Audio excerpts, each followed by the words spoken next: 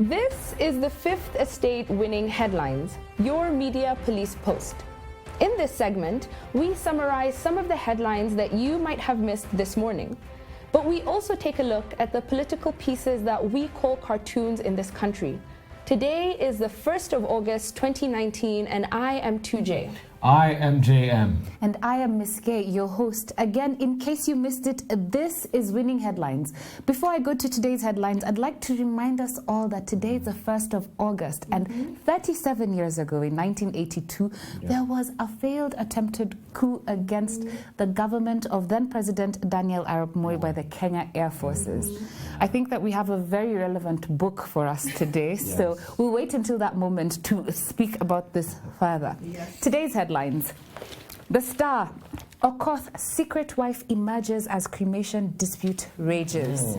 The Standard, split Jubilee snabs handshake team, and Daily Nation, saga of two graves, cremation for MP. Let's begin with the two Okoth stories. So you guys did say yesterday that you thought it was uncouth for the country to be discussing this. Yes, here we are Again. So I think now we've been forced again to rediscuss it, which I think we will do in more detail. Yes. Yeah. I don't know. The wife has a point. Her husband told her, I want to be cremated. The family has a point. We will not cremate you, we will bury you. But whose point holds more weight? Honestly, I think let me quote the law, right?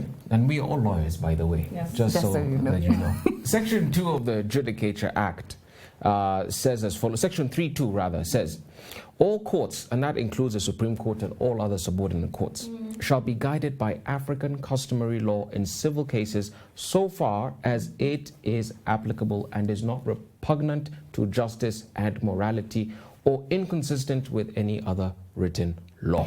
How do you feel about this, Tuesday? I don't know if So the clan... Yeah, so essentially the law is telling us that the clan's wishes prevail. Precisely. But my head is telling me otherwise. Yes, I understand that we have to respect our African customary law, but to me, the wife, or rather the spouse in this situation, should have more standing than the clan at this point, and I simply don't understand it. It's not meshing with my head. I bring back again to our public recollection the case of S.M. Otieno. It was a case in which a prominent lawyer passed away in 1986, and his wife, Wamboyo Otieno, took his brother to court asking about the rights of a Luo man. Where should a Luo man be buried? And Justice Bosire gave us a very good precedent on that case, which I agree with you, 2J. I say it's unfair, but the law is the law, and the law is never your friend. The law is an ass. So it says the decision as to where and how an adult will be buried rests with the clan from which he hails. Even if he had expressed a wish, the wish will be subject to the customs and traditions of his clan. I mean, we talk about this constantly in reference to the law, that it's supposed to be a living and breathing representation of the culture in the moment, the people. And I think that at the time when this was written, yes, I think it was important for us to consider how important customary laws are. But I think that in the age of 2019, for us to neglect the rights of the spouse just doesn't make sense to me. I'm sorry. Worse yet, let me add a new layer. Inside that case, and Wamboyo Otieno made this argument, I am a Kikuyu woman, I married a Luo man. I thought that because we have become more civilized, we are now westernized, we can have a marriage that surpasses and transcends. We did not get married under customary law, we got married in a church. Therefore, we are now civilized westerners. So we should apply the wishes of the deceased, which is to be buried in Upper Matasia. Okay, wait, what I was saying is not about being Western. I was just saying that it should be living, breathing representations of society. Wait. A case was quoted, not even a Kenyan case, an English case in which Lord Denning gave a ruling about an English woman who married a man who could be potentially polygamous. And he said in this ruling that if you marry a guy who has a potential to be polygamous in his homeland, then you'll be subject to his personal law. Therefore, in this case, the question is whether or not dowry was paid, because he will be buried either at his father's home or his mother's home. But what about cremation? And in fact, as we move on to what do we do here? Let's ask our criteria. But before, I'd like to say one thing. We would like to honor RAILA Odinga for stepping up and coming to the family and trying to mitigate the dispute. Absolutely. In fact, in the Standard, right at the top, it says, RAILA says Ken Okoth will not be buried. And what RAILA is doing there is he's taken the side of the wife, the side of Ken Okoth, who wanted to be cremated, and he wants his wishes to be preserved, to be honored.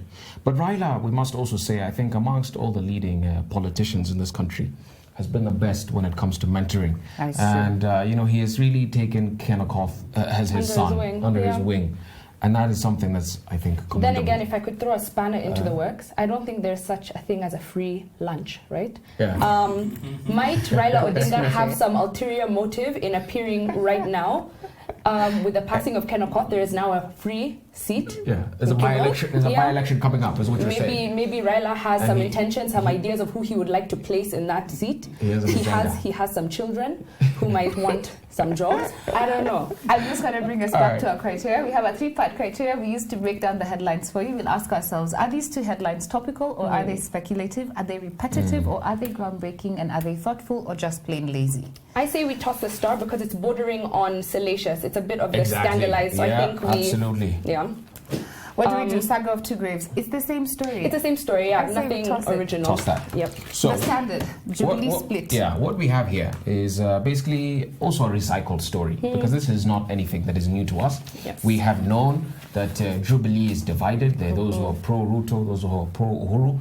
And obviously, there's some who, in regard to the BBI group and the referendum to come, there are those who support a creation of a coalition government, and those who don't. Yeah. And so basically what they're telling us here is that the House is divided. And we knew that. And we knew that. And they already had said that there was no party position. Each of you give your individual opinions, therefore toss it. So there was no news today. There was no news today. News there. We had no winning headline. Yes. On to our next segment, the political pieces that we call cartoons in this country. Just like the headlines, we have a 3-part criteria that we use to break them down for you. We ask ourselves 2 questions. Is the cartoon humorous, or is it dry? Is it satirical, or is it pessimistic? And finally, is it effective, or just plain lazy? I want us to start with The Nation. Only because on this note of lazy journalism, I think we want to point out a lazy cartoonist, right? Okay. So one, Victor Ndula, who used to be the crown jewel of the winning headlines table, has now exposed himself as a self-plagiarist, right? So today his cartoon is in reference to the Kiambu county seat, because the deputy has now taken office, or supposedly has. Dropped into office. Dropped himself into office. So we have there, it's Neuro, and he is falling with a bucket and a mop into big shoes that he has to fill. And the shoes are labeled Kiambu, right? Yes. I'd like to bring up a cartoon that Victor Ndula did a couple of months ago, and that was in reference to KRA. And it is the exact same cartoon, dot for dot. I think we're going to have it up on the screen for you guys to see. What a shame. But if you look at it, the shoes are exactly the same. So much so that even the dots that surround the image are exactly the same. The only thing he has done is he's taken out the rat traps that were inside the shoes in the other picture, and he's just like cleaned it up a little bit. And of course he swapped out the KRA for Kiambu. Exactly. This is pure laziness. I think, in fact, the Nation should request a refund from Victor they paid him full price, just paid him half price, because you did half the work. And I think on the basis of that, we're tossing this. We toss it. It's lazy. Yes. Okay, let's do the Standard next. Let's do the Standard. I really enjoyed this cartoon. Yeah. What we're seeing here is the ATM of KPLC. The CEO is back there doing some handiwork, and he says to the fat cats and the fat pigs, these dark forces in this country, gentlemen, we've taken care of the rats that have been eating your money. So it's a rather pessimistic cartoon. And what he's saying is, yes, we've caught these, mid-level maybe managers who are responsible for the theft. But by uncovering them, we're not necessarily going to plug the loopholes. We're going to now transfer that money to the fat cats, because that's what he's saying. So that money will now be channeled back to them. They're ready to use the ATM of rent seekers. Pessimistic, but I think this is an accurate. I think it's a reflection of what's going on. Kenya is. Yeah. I don't know what we do with it. I think we put it in the pocket. Just park it. I'm still stuck on the rats, because I think I'm still smarting over yesterday's rats. Because I think it's Gado, 2 days of rats. I'm still smarting. Finally, the Star. And here we have an ode, I think, to the headlines of the day. Yes. We have a casket that is hanging precariously over an open grave, and we have two people who are pulling at it, kin and next of kin. I have the final rights, says the person in the casket, but the quote from the quotable ozone is last rites. Why are Africans so obsessed with burial rites? I mean, surely your life is over, it's finished, you might as well even just cremate the body. And, you know... I don't know, I suppose it's those customary observances that we still have. I don't know if it's customary, because the Gikoyo are known to just dump the people in the forest and wait for the animals to clear it up. I don't know, but I have to say this, burial predates cremation. And even in England, I think it was in the 1800s that they made it legal. They said it was a legal procedure for you to be cremated, and the practice began with the Greeks. I don't know. I think that, the wordplay is funny, where he says final rites in reference to the person in the casket, and then last rites in reference to religious or ceremonial acts. The next of kin, the kin. It's good wordplay. It's better wordplay than usual. I'll give him that. Okay, so what do we do? Is it the last rites versus final rites against the fat cats? I honestly have no winning cartoon today, you guys. I really don't. What do you think? I enjoyed this one. All right, really, you know what? For the wordplay that is decent, I'll give it to him. We toss the standard. Okay, toss the standard. We give it to Ozone. I can't even believe it. We're giving this cartoon. Maybe it's Ndula, actually. He was so busy drawing this cartoon that he had to recycle an old one for the Daily Nation. It could be. We always say that. Mystery solved. Mystery solved. And our winning cartoon goes to Ozone of the Star. Today's final thought will be presented by me. Oh boy. We just have to do this. And now our final thought.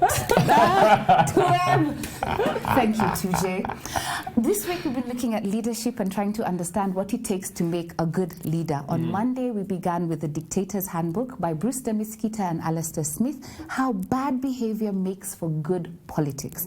On Tuesday we did Who You Need, The Gatekeepers, how the White House Chiefs of Staff have defined every presidency, and if you didn't have one, then you were headed for a disaster, as Lyndon B. Johnson discovered.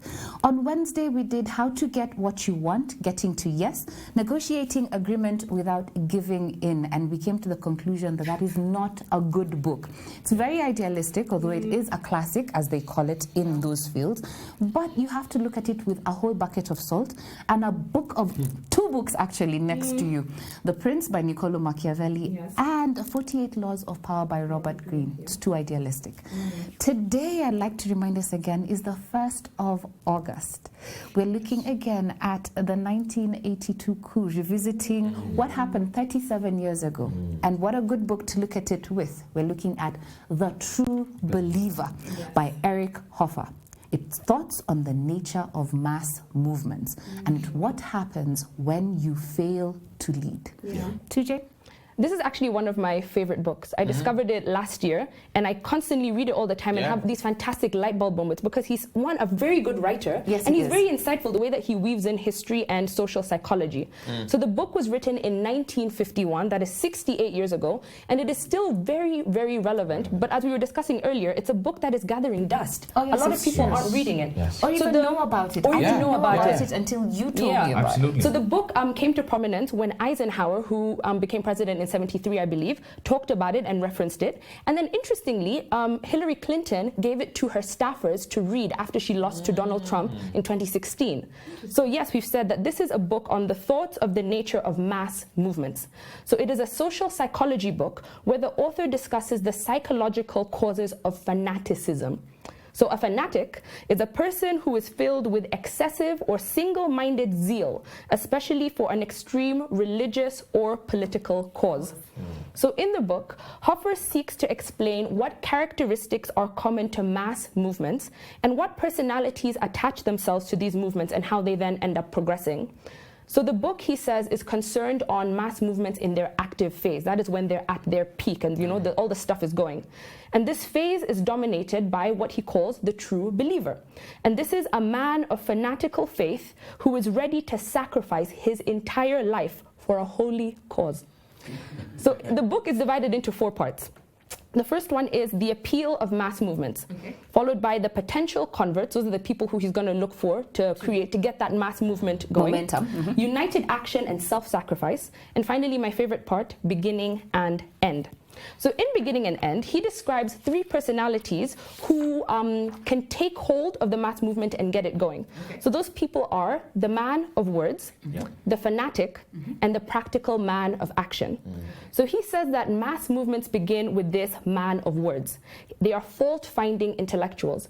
So the first thing he says about mass movements is that they have to start with people who have grievances. People have to be dissatisfied with the way the social order currently is. So this man of words is a fact-finding person. So it's the clergy, journalists, students, academics who condemn the established order. So these are people like Trotsky, like Gandhi, like Lenin. And they are very good at writing and they're very good at expressing themselves. And they're motivated by deep personal grievances. They have real issues with the world. And then they eventually develop a group of followers who then take them on, but then this moves on to the next stage. The second stage is when it is taken up by the fanatic.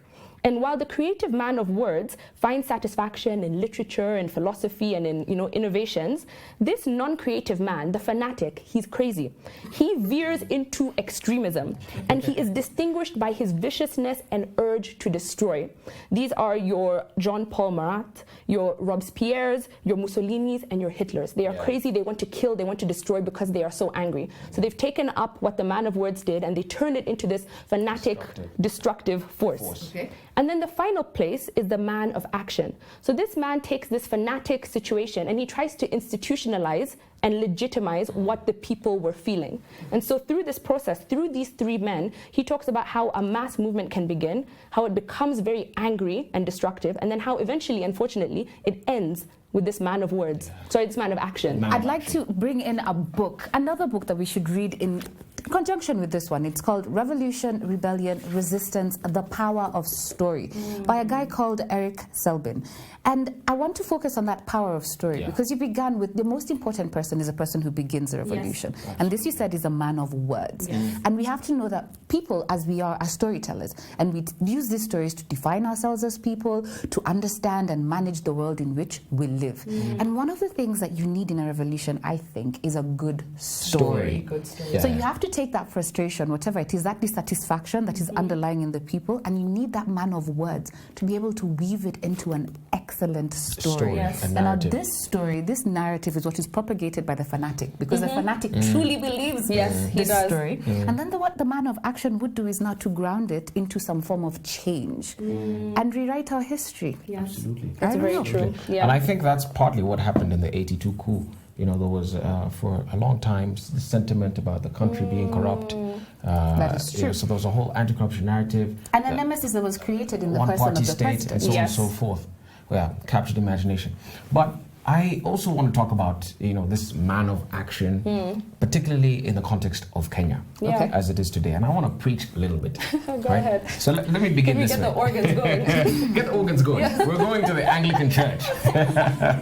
On the 20th of March, 1925, an Anglican priest by the name Frederick Donaldson stood at the podium of Westminster Abbey, London, and he eloquently described the character of British society in 7 phrases that came to be known as the 7 social sins. I'm sure some of you have heard of them before. The sins he accused them of are also sins which I think we are guilty of as Kenyans. Right? It's true. He said, we want wealth without work. We practice politics without principles. We are capitalists without morality. We want pleasure without conscience. We have knowledge but no character. In church, we have worship but no sacrifice. Wow. We have scientists without humanity. Right? That's what he said. And in my view, the root cause of those problems is our leadership. Right? Well, it's that we don't really have men of action who can do good things. And lead us. And our men of action are not true leaders. They're actually deal makers. They are manipulators of men. These are the politicians we have who are leading this country, right? And that's why we keep getting these cartoons and these headlines. Yeah. And so we ought to raise the bar when endorsing our men of action, our leaders, right? I agree. And here's a 5-point criteria, inspired by... Oh, developed by you? No, not by me. By men of God, by men of the cloth. And this is what they have to say. A true leader is driven by a desire to serve, not a desire to control others. A true leader empowers people. He isn't obsessed with accumulating power. A true leader inspires people. He doesn't manipulate them. A true leader begins planning his exit, his succession, on the first day that he gets into office as well, right? And finally, something that we say here constantly at the Fort Hall School of Government, it's actually our motto: becoming is better than being, right? Yeah. And the point there as well with leadership is that you ought to be realizing your potential. A leader shouldn't just do things for the sake of doing, and you're constantly growing, constantly improving. Constantly improving yourself as well as those around you and your followers that you're inspiring. And I think that is such an interesting spin to put on the book, because I think this book kind of gives you the worst case scenario of what could happen with leadership. Yes, you said that it shows you, what did you say? That he says it in his book himself, that, and I quote him, that but you said that it shows you what could happen if you don't lead properly. But I think it also shows you how an opportunity can arise during the course of a mass movement where you could insert yourself to be a good leader and to take it on. And he says in the book, he says something interesting that Hitler said, that Hitler had a clear vision of the whole course of the movement during his Nazi era. That's true. And he warned that a movement retains its vigor only so long as it can offer nothing in the present. Oh yes, you how must sad always is be that? Hoping for the future. Exactly. You have to keep the people hoping for something in the future and give them offer them absolutely nothing in the present. And I think that speaks a lot to the manipulation of our leadership. They keep promising us big things. I think what you need is a healthy dose of hope of what will come tomorrow. But you also have to fulfill some of those promises for the here and now. And that's the thing with this book. He talks about discontent, the desire for change, for you to have a rebellion. He talks about a sense of power. So there's a sense of power that our leaders have, and a sense of power that the people who would be in a revolution have. A power that they actually either they have a leader that is incontrovertible, one that they can follow, which we do not have, or they have hope in something that's coming in the future. And finally, he says that you need to have a lack of knowledge of the ramifications of what you're doing. Experience in doing a revolution is a bad thing. Because if you knew how hard it is to make a revolution, to execute it, and to be an actual man of action, then you would not get in it in the first place. Absolutely. I'd like to end this episode today. This is winning headlines. This is winning headlines. Today I went into Cumberland, but I am a citizen of Kenya. We did not have a winning headline, but we accepted a winning cartoon from Ozone of the Star. A quote from this book. It is from Thomas Jefferson, and he said, "I hold it that a little rebellion now and then is a good thing, and as necessary in the political world as storms in the physical. It is a medicine necessary for the sound health of government." Maybe what we need is a little revolution. A little man of words to capture our narrative and our discontent with the country as it is. A man of fanaticism to take it and wound it and make it into something that's a revolution. And finally, and most importantly, a man of action. To actually bring it to fruition. A statesman.